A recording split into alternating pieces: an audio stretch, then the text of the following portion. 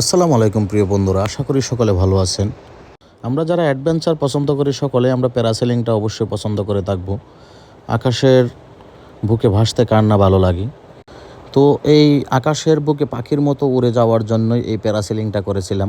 প্রথমে নিজের কাছে অনেক ভয় ভয় মনে হচ্ছিল যে কী না কী হয়। সম্পূর্ণ ভয়টা আমার কেটে যায় প্রথম যখন আমি উঠতে শুরু করি উপরে। প্রথম অবস্থায় অনেকেই মনে করতে পারেন যে কী না কী হয়ে যায়, তবে যখন উঠতে শুরু হয় তখন সম্পূর্ণ ভয়টা ভেঙে যায়। খুবই স্মুথ, এমনকি আমরা যে ছোটোবেলায় নাগরদোলায় উঠেছি তার থেকেও অনেকটা স্মুথ। নাগরদোলায় উঠলে যেরকম একটা শিরশির অনুভূতি হয়, এতটুকু এই অনুভূতিটা হয় না। তবু ওঠার পরে মাশাল্লাহ, আপনি আপনার মুখ দিয়ে আলহামদুলিল্লাহ, মাশাল্লাহ, সুবহানাল্লাহ এই ধরনের কথা ছাড়া অন্য কোনো কথা বের হবে না।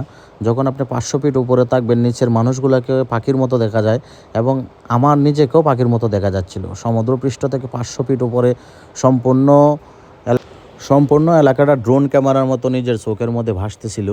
এবং এত সুন্দর ভিউ পাবো বিকালবেলায় যখন সূর্য অস্ত যায়, সে টাইমে আমি প্যারাসেলিংটা করেছিলাম। এত সুন্দর ভিউ, এত সুন্দর অ্যাডভেঞ্চার আমার কাছে লাগছিল। যারা অ্যাডভেঞ্চার প্রেমী তারা অবশ্যই জিনিসটা উপভোগ করতে চাইবে। এত সুন্দর ভিউ আমার চোখে ভাসতেছিল যে আল্লাহ কত অপরূপ সুন্দরভাবে এই পৃথিবীটা তৈরি করেছে।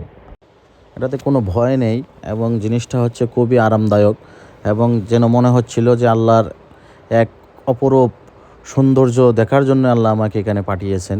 এবং নামার সময় একটু বাতাসটা আমি ফিল করতেছিলাম সমুদ্রের, এবং উপরের যে বাতাসটা মনে হচ্ছিল বাতাসটার মধ্যে আমি ভেসে যাচ্ছিলাম। যেরকম পাখিরা উড়ে যায় আমারও মনে হচ্ছিল যে আমিও যেন পাখি হয়ে যাই, পাখির মতো উঠতেছিলাম উপরে। তারপরে নামার সময় আসলো, নামার সময়ও চিন্তা করেছিলাম হয়তো ভয় লাগবে, কিন্তু আল্লাহর রহমতে এটাতে কোনো ভয় নেই। যারা আমরা উঠি নাই তারা অবশ্যই আমরা মনে করতে পারি যে অনেক ভয়।